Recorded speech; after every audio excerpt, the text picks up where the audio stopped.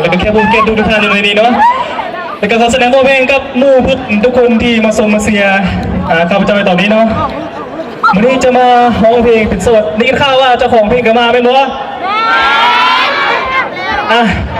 แสดงขอเสียงคนเป็นโสดเนี่ยไปฟังกันเลยก็เป็นโสด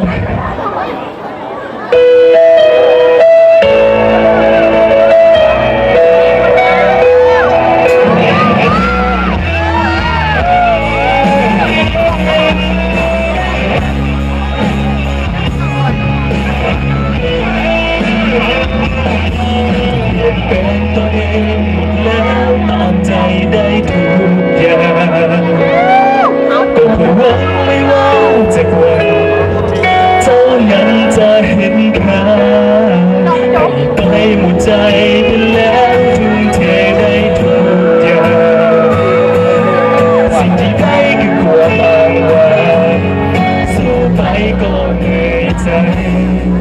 หนทางที่ว่างที่สุดการเวลาที่ว่างไม่สู้คนแต่ความรักที่ต้องทนมันก็เป็นไปตามนั้นความอดทนคนเราที่จำกันเมื่อมาถึงเวลาต้องปล่อยวางความรักเมื่อได้ครึ่งทางคงต้องทำใจเป็นส่วนก็ดีเหมือนกันไม่ทรมานหัวใจอยากไปใส่ก็ไปบอกคอยรายงานทุกอย่างพักใจไว้ก่อนก็ดี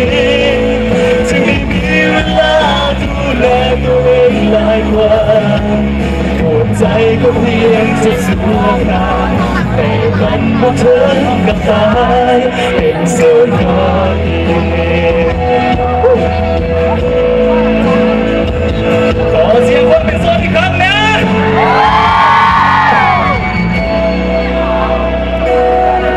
หนทางที่ว่าพิสูจน์การเวลาที่ว่าพิสูจน์คนแต่ความรักที่ต้องทนมันบ่เป็นไปตามนั้นความอดทนคนเราที่จำกันเมื่อถึงเวลาต้องปล่อยวางความรักมาได้ครึ่งทางคงต้องทำใจเป็นโสดก็ดีเหมือนกันไม่ทรมานหัวใจจากวิสัยก็ไปบอกต้องคอยรายงานทุกอย่างรักใจไว้ก่อนก็ดี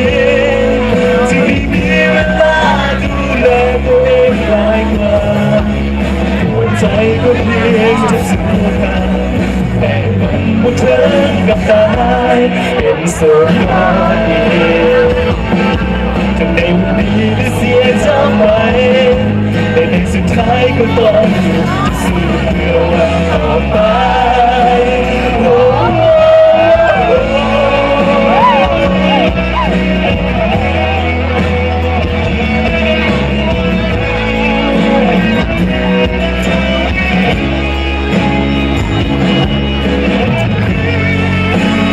สุดท้ายเรื่องของในสมองอีกเรื่อง